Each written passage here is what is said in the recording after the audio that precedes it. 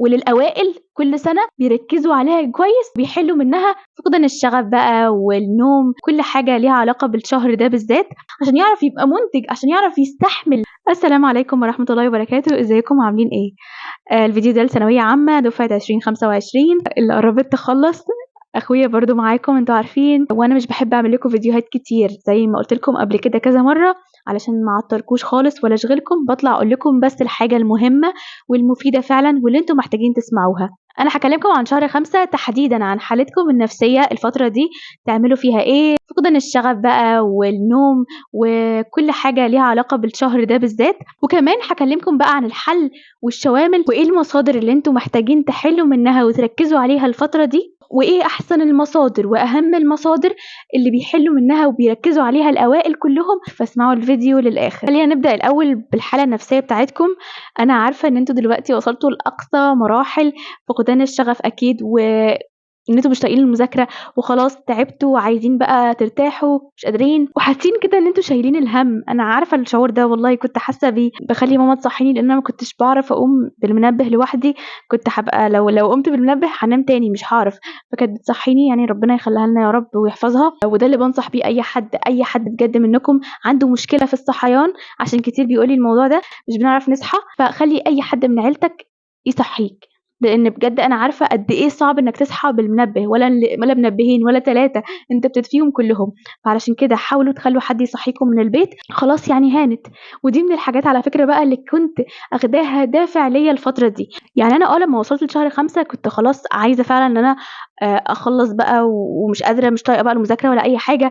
وحتى برضو ما كانش بيحفزني ان انا اقول لنفسي ان انا عايزه احقق حلمي وكليه طب وحلمي وكده. خلاص ده بقى خلاص اللي هو فقدت الشغف لدرجه ان انا مش قادره اخلي ده حافز ليا، خلاص تعبت. اتحفزت بيه طول السنه، مش خلاص بقى عايزه حافز تاني. فالحافز التاني ده بجد كان ان انا هخلص من الثانويه العامه.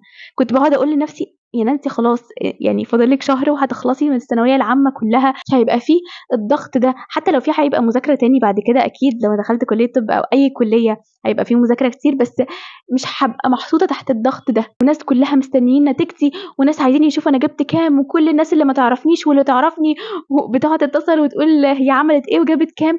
الموضوع ده ضغط قوي. اكيد كلنا كمان لينا ناس قاعدين بالمرصاد مستنيين يشوفوا درجتك ايه، علشان هم اصلا عايزينك انك تجيب درجة قليلة. ودول برضو كانوا من الحافز اللي انا بيدفعني ان انا اجتهد اكتر، علشان ما خليهمش يفرحوا فيا خالص. فبجد لو انت حطيت ده حافز ليك ان انت معلش اجيب اخري علشان خاطر الشهرين دول بس يخلصوا ويعدوا، وبعد كده هرتاح باذن الله، وهبقى خلاص نفسيتي هتتغير تماما من اول ما خلصت الثانويه العامه. بجد حاسه ان انا وشي كمان اشرق كده والحياه بقى اتغيرت في عينيا. فانتوا خلوا الاجازه والراحه مثلا وان انتوا تخلصوا من الثانويه العامه ده حافز ليكوا. بجد ده حافز حلو قوي، وانا كنت بينفع معايا الحافز ده جدا. فجربوه. شغلك في النهايه اهم بكتير من شغلك في البدايه، اهم بكتير من شغلك في اي شهر تاني. انا لو انت كنت بتذاكر طول السنه وبتفرم نفسك في المذاكره وبتجيب درجات عاليه طول السنه وشاطر جدا، وفي اخر شهرين جيت ريحت خالص بقى وخلاص انت فقدت الشغف وقعدت تمشي ورا شغفك اصلا ووقفت، فهتلاقي لا قدر الله في الاخر تجيب درجات وحشه، على عكس شخص تاني ممكن يبقى مش بيذاكر طول السنه قوي وكان بيضيع وقت كتير وكده، بس جه في اخر شهرين دول واشتغل على نفسه جامد جدا جدا وعمل باقصى مجهوده. فده ربنا يكرمه باذن الله، ويقدر ان هو يجيب درجات عاليه جدا، اعلى كمان من الشخص اللي كان بيذاكر طول السنه بس ريح في الاخر. لان النهايه اهم بكتير. النوم يبقى 6 ل7 ساعات، ما يقلش ابدا عن 6 ساعات. عشان في حد قال لي في كومنت مره طب انا عندي استعداد انام 3 ساعات مفيش مشكله بس احقق حلمي وكده.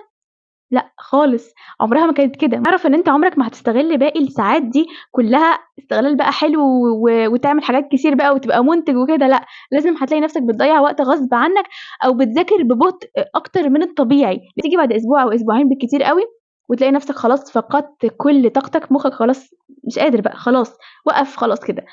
هتبقى بتنام بقى اكتر من اللازم، وتنام بال10 12 ساعه، وتبقى مش قادر انك تقوم من السرير، مش قادر انك تعمل حاجه، وحتى لما بتقوم بتبقى عايز تنام تاني. انت هتبقى ضريت نفسك بنفسك، واحنا مفيش وقت للحاجات دي خالص. فانت من الاول تنام صح، عدد معقول تصحى.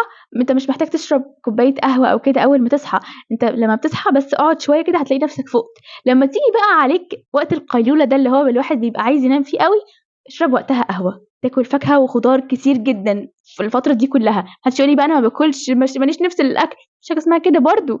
انت عايز تتغذى وجسمك يبقى صحي عشان يعرف يديك الفتره الجايه دي حاجات كويسه، عشان يعرف يبقى منتج، عشان يعرف يستحمل الكم اللي انت بتدخله له، عشان تبقى قادر انك تشتغل وتذاكر. ما ينفعش انك تستنى من جسمك ان هو يديك طاقه بقى وحيويه ونشاط ومجهود ويقعد يذاكر ومخك يقعد يدخل معلومات ويخزنها، وانت مش مديله ولا نوم كفايه ولا اكل كفايه، نوم كفايه ولا اكل كفايه، وجايب اخره خلاص.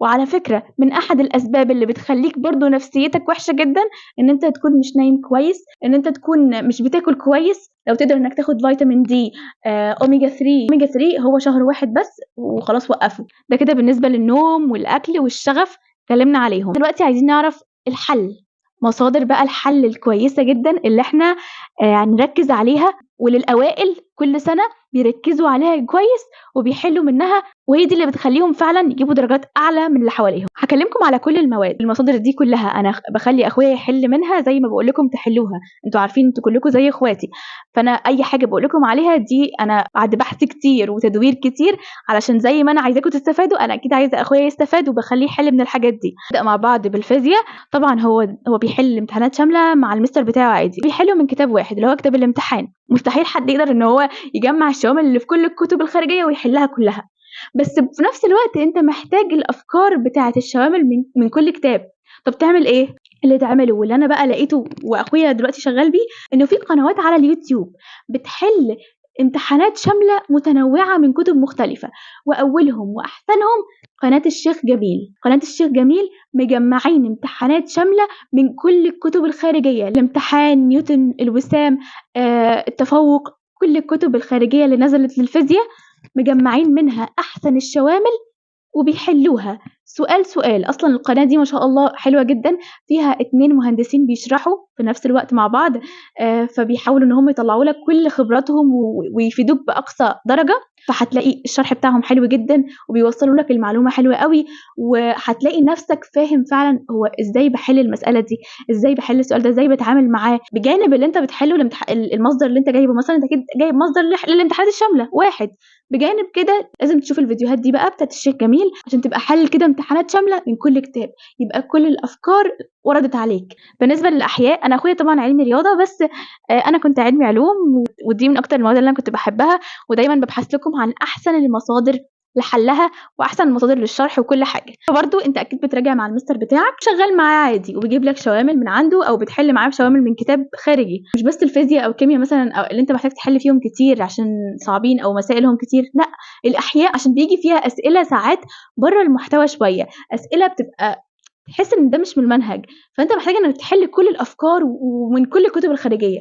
طب ازاي هعمل كده؟ برضو عصير الكتب اللي بيعمله دكتور محمود سويد كل سنه، مش اول سنه ما شاء الله، هو شغال بقاله سنين، وكل سنه برضو بقول لكم عليه وبقول لكل الدفعات ما شاء الله ممتاز جدا. جمع امتحانات شامله برضو من كل الكتب اللي بتنزل في السوق للاحياء، امتحان، التفوق، المرجع، كل الكتب، وبيحل لك بقى سؤال سؤال في كل شامل، وهو عامله ككورس بسعر قليل جدا جدا مناسب لاي حد. هحط لكم برضو لينكات اي حد انا بذكره في الفيديو ده علشان تعرفوا توصلوا له بسهوله، وهتلاقوا اللينكات على جروب التليجرام، وهحط لكم برضو لينك جروب التليجرام بتاعي. وده كده بالنسبه للاحياء. بالنسبه للكيمياء، ففي الكيمياء طبعا برضو ايا كان بقى الكتاب الخارجي اللي انت جايبه بتحل اكيد فيه امتحانات شامله مع اللي المستر بيحله معاك. ومن الحاجات برضو اللي فرقت معايا جدا ان انا كنت بحب قوي في الكيمياء بالذات لانها ماده عايزه حفظ وفهم الاتنين مع بعض بالتساوي. ما ينفعش انك تحفظ اكتر ما تفهم او تفهم اكتر ما تحفظ، لازم تحفظ وتفهم الاتنين شبه بعض. فكنت برضو بحب اسمع قوي فيديوهات للتريكات وافكار المسائل بتاعت الكيمياء، لان افكار الكيمياء اصلا على فكره محدوده. اوعى تفكر ان في الكيمياء مثلا هيجيب لك سؤال ملتوي بقى ولا فكرته غير طبيعيه، لا، افكارها محدوده. لازم في افكار لو عرفت كل الافكار اللي موجوده خلاص مش هيخرج لك عنها، مش هيجيب لك حاجه من كوكب تاني. في دكتور عبد الله شمس هتلاقيه بينزل لك مراجعات لكل باب، وينزل تريكات وافكار المسائل وافكار الباب عموما. فدي من الحاجات المهمه قوي في الكيمياء. حتى لو ما خلصتش جزء كبير من المنهج ابدأ شوامل، ابدأ شوامل. كل الأوائل اللي أنا استضفتهم قبل كده وأنتم عارفين، والفيديوهات كلها أنا منزلاها على قناتي، هتلاقيهم كلهم أجمعوا على إنهم بدأوا شوامل من بدري، بينقصوا بال16 و17 وال20 درجة في الشامل عادي خالص، وفي حاجات بيسيبوها كتير عادي برضو. المهم إن هم بدأوا شوامل من بدري. وفي نهاية الشهر كده أو مع بداية الشهر الجديد بإذن الله اللي هو شهر 6 اللي هو فيه الامتحان إن شاء الله، هتبدأ بقى إنك تعمل تايمر لنفسك، تعمل تايمر تحدد بيه الوقت اللي تحل فيه كل شامل، عشان ما ينفعش نقعد برضو نسرح في حل الشوامل كده مدة طويلة، لا هنعمل تايمر لنفسنا نحل فيه الشامل. طيب بالنسبة للإنجليش، الإنجليش يا جماعة في كتاب اسمه ماي نيو فريند، أكيد انتوا عارفينه، كتاب أصلا بتاع شوامل، مكتوب عليه من بره هتلاقي كتاب ال100 امتحان. استنوا هجيبه لكم. هو يا جماعة الكتاب ده 100 امتحان شامل على المنهج بتاع الإنجليش، في بقى امتحانات جزئية وفي امتحانات كلية، في امتحانات على يونت، في امتحانات على 3 يونتات، في امتحانات على المنهج كله كتير. فده اللي احنا محتاجينه طبعا الفترة دي. هو الحمد لله أخويا بدأ يحل فيه، فاللي ما جابهوش يجيبه، او لو ما حد ما لحقش يعني او ما لقاهوش في المكتبات خالص خلص، حاولوا تشوفوه بقى PDF او اي حاجه، لان لازم تحلوا امتحانات شامله. في امتحاناته حلوه قوي، انا شفت القطع اللي فيه بجد حلوه قوي ومستواها عالي، هيخليكي برضو تبقى احسن لما تقعد تترجم الكلمات فوقيها، اي كلمه تقف معاك ترجمها فوقيها. فجميل قوي حلو فيه. على اليوتيوب في مستر، دي صورة بتاعت البلاي ليست بتاعت المستر ده، بيحل فيها الامتحانات الشاملة اللي موجودة في الكتاب ده. هو لسه مخلصهاش كلها طبعا، بس بدأ فيها. مش هتتابعوا وتفتحوا الامتحان كله، لا انتوا بعد ما تخلصوا الامتحان كله بتشوفوا بقى الإجابات، تشوفوا أخطائكم. فيديو على اليوتيوب بينزل الإجابات كلها بتاعت الكتاب، هتفتحوا وتعلموا لنفسكم، وبعدين تروحوا رايحين الأخطاء بتاعتكم، تفتحوا بقى الفيديو بتاع الشرح الامتحان الشامل وتتفرجوا عليها بس الأخطاء بس. أنا خلاص خلصت العربي زي ما قلت لكم، ليه فيديو إن شاء الله هينزل بعد الفيديو ده، علشان فيه حبة تفاصيل بس وتريكات، مش عايزة أطول الفيديو ده بيهم، ومهمة قوي قوي قوي يا جماعة والله. قلت لكم فيه على كنز للأسئلة بتاعت العربي وللحل وكمان لشرح الأسئلة دي، فإن شاء الله بإذن الله هينزل في أقرب وقت، وإن شاء الله هيفيدكم قوي. ربنا يوفقكم يا رب ويكبر بخاطركم. كل واحد يكتب هو نفسه يحقق ايه، نفسه يدخل كلية ايه، ويسيبها كده ذكرى، ان شاء الله بعد كام شهر يرجع بقى يشوفها. ان شاء الله ربنا يكرمكم كده وتحققوا حلمكم، وترجعوا تشوفوا بقى الكومنت اللي انتوا كنتوا كاتبينه ده. اعملوا لايك للفيديو عشان يفضل عندكم، وترجعوا تشوفوا الكومنت بتاعكم. بس كده، وشكرا لكم جدا، مع السلامة.